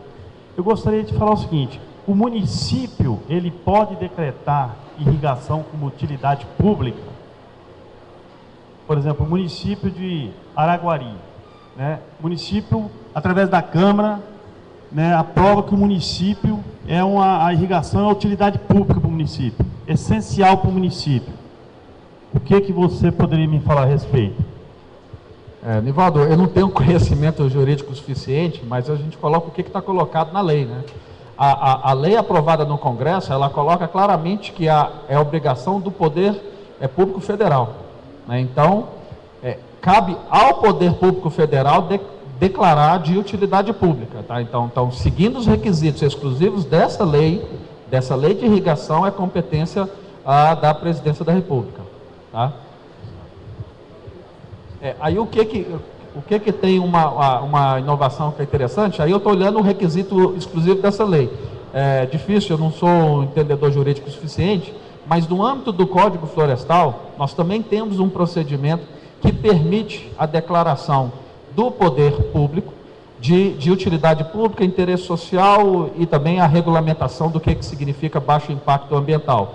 Então, no âmbito do Código Florestal, a atribuição pode ser dada tanto para o governo do Estado quanto para o governo federal. Então, essas duas instâncias são competentes se a gente olhar exclusivamente a legislação do Código Florestal. Tá? Então, o caminho é esse. Eu desconheço se tenha uma outra legislação, mas apoiando numa lei federal que existe, essas duas levam a esses dois caminhos, salvo um terceiro conhecido. Secretário Guilherme, a respeito da redução do PIS e CONFINS, que ele é concedido para a pessoa jurídica, tanto nos investimentos que ele irá fazer, inclusive podia repassar isso aos conjuntos de irrigação que ele compra. Eu te pergunto, isso é só exclusivo da pessoa jurídica ou física também? Falar nisso, pessoa jurídica e física, eu queria só dar um parênteses aqui sobre o ICMS que foi falado aqui. Hoje, quem está cuidando disso é a nossa Secretaria da Agricultura.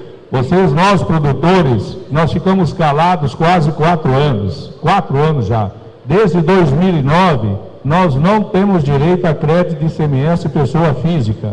Agora, a pessoa jurídica que tem. Isso é uma falta de isonomia. Por que se eu sou pessoa física, produzo um saco de milho, eu posso acreditar o ICM? E você, meu bolso, que é pessoa física, você não pode. Jurídica, você pode e eu física não posso. Isso foi um direito que nos foi tirado em 2009, em fevereiro de 2009. Agora nós estamos tentando voltar, doutor Guilherme.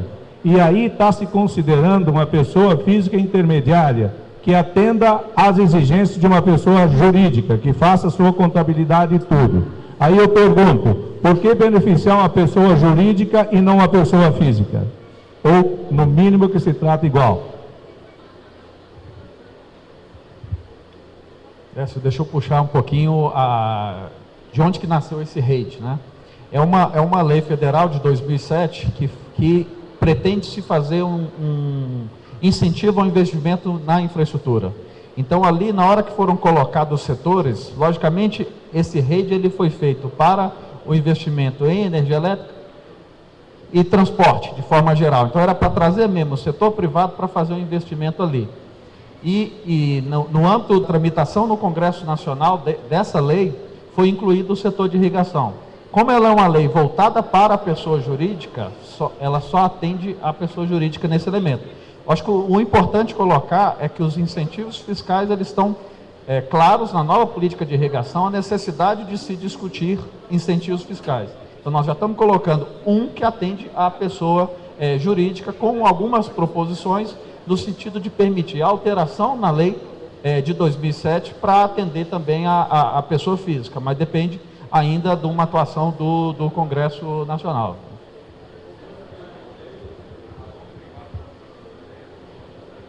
Quer dizer, a proposta está na mesa. Assim, nós fizemos essa proposta e levamos, porque no mundo agrícola temos que considerar que a equivalência é uma pessoa física, né? Normalmente é uma pessoa física. Isso a gente coloca, tá essa proposição. Eu acho um caminho. Tem um instrumento aqui que funciona. Conseguimos colocar o setor de irrigação dentro desse instrumento importante para o Brasil e temos que fazer também evolução. Não só esse instrumento, como outros. Porque esse instrumento ele parte de um princípio de que são poucos projetos, e projetos grandes, né? Então, é um projeto de uma hidrelétrica, é um projeto de uma ferrovia, são projetos bem grandes, né? Então, esse princípio, a gente aproveitou a situação para incluir a irrigação, mas temos que fazer adequações. E adequações é essa melhoria dos incentivos fiscais. Guilherme, Eduardo Mosca, mais uma vez. Eu tenho um cliente especificamente em Paraúna, Goiás. Ele está querendo fazer um barramento e ele procurou em Goiânia pediu para ele procurar em Paraúna e realmente existe um incentivo por parte do município para fazer o barramento. E, para surpresa dele, esse barramento, o município ajuda, não sei como, que é onde que vai vir a pergunta, só que falou que esse barramento teria que ser doado para o município. Isso faz parte do Plano Nacional de Irrigação, ele procurou lá. Eu acabei que não entendi, até falei para ele, senhor Márcio, o senhor não está enganado, o senhor tem que doar. Ele falou, eu vou doar o que é meu? Não, por 20 anos, me parece que ele falou isso. E depois de 20 anos, o município poderia estar utilizando essa água como bem queira, lógico que ele seria prioritário. Isso procede? Bom, só pelo levantamento, isso aí na verdade é uma esperteza. Como é que funciona? O investimento por parte do governo, ele só pode se dar em áreas públicas e em infraestrutura pública. Para ele fazer um investimento em área privada, é um conceito que é chamado subvenção econômica, mas é assim, para o governo investir em área privada, eu preciso de uma lei que permita esse investimento, que crie as condições. O que está sendo feito é a utilização da esperteza. Eu aproveito uma parte pública que está feita, então o barramento para consumo humano, tá? Para saneamento. E aí, logicamente, todo barramento tem usos múltiplos, isso é lógico. Mas eu aproveito essa questão de que consumo humano pode, desde que seja uma obra pública, e coloco isso à disposição do setor público. Ele está fazendo uma estratégia aí de esperteza. O que foi a evolução que eu acho importante na Política Nacional de Irrigação? Ela permite ao setor público, e aí tanto o governo federal, governo estadual e governo municipal, apoiar o setor privado na construção de obras e no investimento na agricultura irrigada. Então ela coloca algumas condições, eu tenho que ter um plano de bacia consolidado, eu tenho que ter um plano diretor. Então essa lei federal é o Congresso Nacional falando que o setor público pode repassar recursos, pode fazer investimentos diretos. Então essa lei apresenta uma inovação que permite a subvenção econômica, subvenção essa que não poderia ser feita no passado. Ele tem que doar para a União. Não, o que ele está fazendo, não, aí não mais. O que eu estou falando, o que ele está fazendo é isso. Você tem uma regulamentação que permite que uma obra pública que seja voltada para abastecimento humano possa ser construído o barramento, pode ser feito, mas tem que ser uma obra pública. O que ele está fazendo, ele está construindo em nome do setor público e repassando isso para o setor público. Ele está utilizando uma legislação que já existe, tá? Que permite essa discussão. O que eu estou colocando é que agora a legislação federal permite ao setor público investir diretamente apoiando o setor privado. Então não cabe mais fazer a doação, a cessão da área e depois a doação da obra para o setor público. Não precisa mais. Ele está fazendo exatamente isso.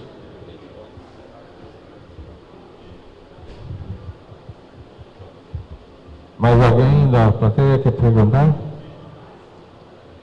Eu gostaria de fazer uma outra colocação, aproveitando essa discussão. Nós sabemos que toda nova lei tem a sua regulamentação, todos os trâmites para que realmente ela entre em vigor e passe a ser utilizada. Eu sou engenheiro agrônomo e a gente tem visto isso acontecer muito em projetos que envolvem meio ambiente. No caso, citando um exemplo de veredas, região de veredas, por exemplo, é considerado intocável porque você não teria como fazer uma nova vereda, né? A compensação, né? Você não vai ter como criar uma nova vereda em outro lugar. No caso da subvenção de vegetação, você ainda pode replantar, pode fazer isso. Então eu gostaria que você colocasse alguma coisa a mais, como é que está sendo trabalhado isso, porque há biomas, né, microbiomas ali, que vão ser impossíveis de serem recompostos como são, né? Mas que, no entanto, né, aquilo de custo-benefício, aquele impacto, né? Hoje o pessoal, talvez por despreparo, do pessoal técnico, eu digo, de quem avalia, do IBAMA, do IF e tal, talvez por despreparo, eles não conseguem mensurar qual o real impacto ambiental de um barramento sobre uma vereda, por exemplo. O que está sendo realmente prejudicado, que extensão que está sendo prejudicada. Então, se isso não ficar muito bem claro nessa regulamentação, nessa legislação, vai ter a lei que permite fazer, mas os entraves, por conta de como compensar, acaba que impede que, na realidade, a coisa seja feita. Vou colocar qual que é a minha ideia da regulamentação. Na apresentação, eu falei do Conselho Nacional de Irrigação. Eu acho bastante interessante ter um conselho, um espaço institucional privilegiado que envolva o setor público, mas também o setor privado na discussão dos problemas. Então, a ideia minha, a forma de trabalhar, primeiro sair um primeiro decreto da presidência que cria esse Conselho Nacional de Irrigação. E aí vai dar uma força para o setor para propor a parte da política pública mais vinculada a essas decisões, né? Então, a regulamentação das demais decisões tramita por esse conselho, que ele vai dar a sua opinião e vai ter a força suficiente para fazer inovações que dependam tanto de regulamentos, próprios decretos ou portarias do ministro da Integração, ou até alteração no Congresso Nacional por meio de uma lei. Então é o caminho que nós estamos seguindo, é criar um espaço, um instrumento que foi criado pela lei, que é o Conselho Nacional de Irrigação, para sentar, discutir o problema, fechar qual é o caminho estratégico a ser seguido e fazer a melhoria da legislação atual, dos regulamentos atuais para a discussão dos problemas, né? Então, como fazer isso a partir do setor da agricultura irrigada organizado, tendo uma proposta única. E essa proposta, ela tramita, ela corre em diversas questões. Então, precisa ser sempre uma proposta que acaba sendo consensuada, mas temos que mostrar a força do setor de irrigação para que a gente possa sentar com o setor de meio ambiente para discutir qual que é o caminho, como atender aos dois lados, como atender a proteção ambiental e como atender a produtividade. Então, essa é a estratégia que nós estamos vinculando. Eu estou seguindo essa estratégia muito mais porque a gente precisa de agilidade, a gente precisa que os instrumentos sejam ágeis. E aí, bom, colocar uma ideia, né? Quando sai uma lei, normalmente se demora 2, 3 anos para sair um decreto que regulamenta ela inteira, tá? Nós queremos ser ágeis. Como ser ágil? Criar uma coisa que já está mandada na lei, o conselho. E todas as decisões passando pelo conselho vai dar um poder maior a essa discussão para que ela seja aprovada rapidamente. Então é fatiar mesmo a regulamentação da lei. Esse conselho está paritário, vai ser a nossa participação. Isso é muito importante. Lógico. Nós queremos estar nesse conselho, queremos estar defendendo o nosso ponto de vista, do setor de irrigação, enfim, para que ela seja paritária, para que a gente realmente possa ter condição de defender nossos interesses. O conselho é participação pública e privada. São entidades públicas e privadas, né? Então representam tanto o governo federal quanto governos estaduais. Então, o governo de Minas Gerais vai estar assentado nesse Conselho Nacional de Irrigação, mas também os produtores. Então, os irrigantes dentro de associações consolidadas, né? Então, a gente inclui e permite a entrada de outros futuros participantes de forma interessante. O que é bom também colocar é que essa estratégia de conselho, ela pode levar também a uma criação de conselhos estaduais e a uma criação de conselhos municipais. Então, o desafio de articular esse sistema de gestão é mostrar também, pela experiência do governo federal, pela a forma que o governo federal atua, para induzir aos estados e municípios também criarem uns espaços institucionais. Para quê? Para dar mesmo força ao setor, mostrar que o governo está disposto a criar espaço para que o setor venha, discuta e tenha as suas demandas negociadas. Obrigado. Eu queria que o professor André, que trabalha no consórcio de pesquisa, e por sinal é professor da universidade privada, ele estava puxando minha orelha aqui, que eu não fui claro na proposição. Que quando você tem uma experiência, que nasceu muita coisa aqui, inclusive no trabalho também junto com o pessoal de Araguari, é que é um consórcio nacional que trata da cadeia, por exemplo, do produto igual ao café. Então, como é que na prática, com a vinda da Secretaria Nacional de Irrigação, ela já poderia aproveitar uma experiência dessa exitosa, de juntar forças, o que ela tem de pronto no sentido de apoiar e fazer esse trabalho sobre todos os aspectos e muitas vezes utilizar o próprio modelo para trabalhar também com outras cadeias. E o outro aspecto era, que eu sei é difícil, mas é bom a gente sempre comentar, porque há uma preocupação sempre muito grande em todos esses trabalhos, ano a ano que a gente faz, com relação também ao assunto da energia. E se daria para você comentar alguma coisa, porque inclusive houve os vetos lá no projeto de lei. Eu fui do final para o começo, na verdade. O que é? Eu acho que, primeiro, colocar como instrumento da Política Nacional de Irrigação são tarifas especiais de energia elétrica. Então, já tem uma lei que permite o que a gente chama de tarifa verde no horário noturno, né? Então, essa lei já funciona. Houve uma proposição de permitir a ampliação desse horário noturno, tá? Proposição essa que foi vetada, fundamentada num quesito, que a discussão da redução do custo da energia elétrica está sendo para todos os consumidores, não só exclusivo para o setor de energia elétrica, como a aprovação da medida provisória. E aí foi interessante que no mesmo dia que saiu a lei de irrigação, saiu também a lei que permitiu a redução do custo da energia elétrica. Então essa é a razão do veto. O que nós temos de importante?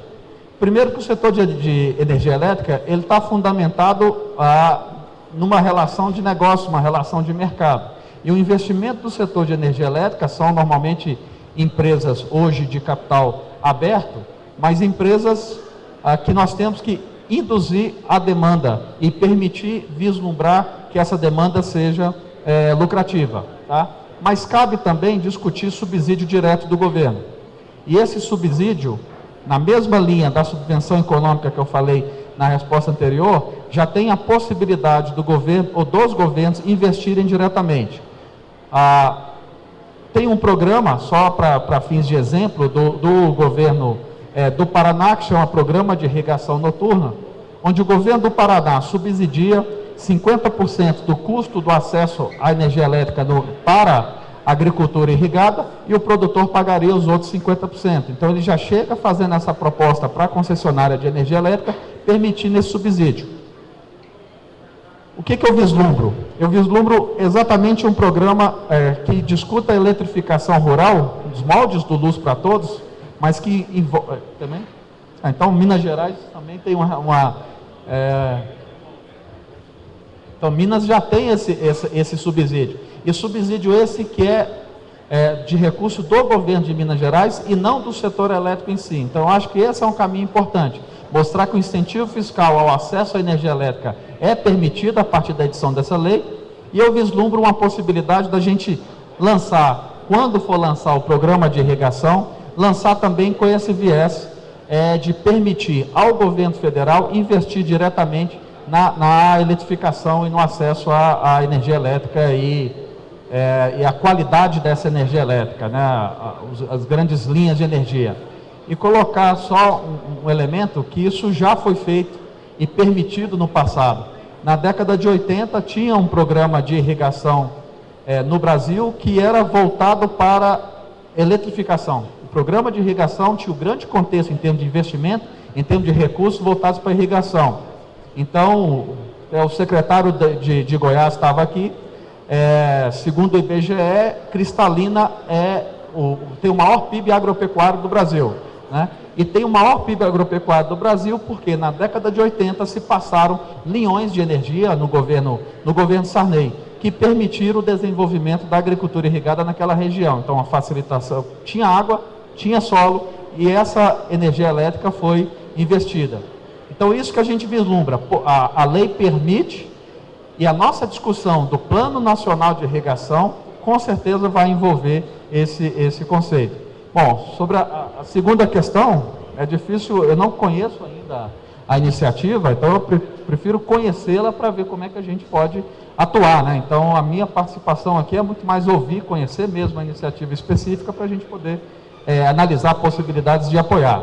Só um elemento que eu vislumbro também que a lei abre é o caminho da certificação. É um dos 10 instrumentos, mas a certificação no sentido da criação de indicadores, análise desses indicadores, para que tenha um carimbo da agricultura irrigada, um carimbo que diz que aquela produção ela é eficiente, que ela utiliza de forma consciente a água, utiliza de forma consciente o solo. E esse é um caminho que já vem sendo evoluído aí de diversas iniciativas como essa, como outras iniciativas da Itaipu. É um caminho possível que foi lançado aí com essa nova política.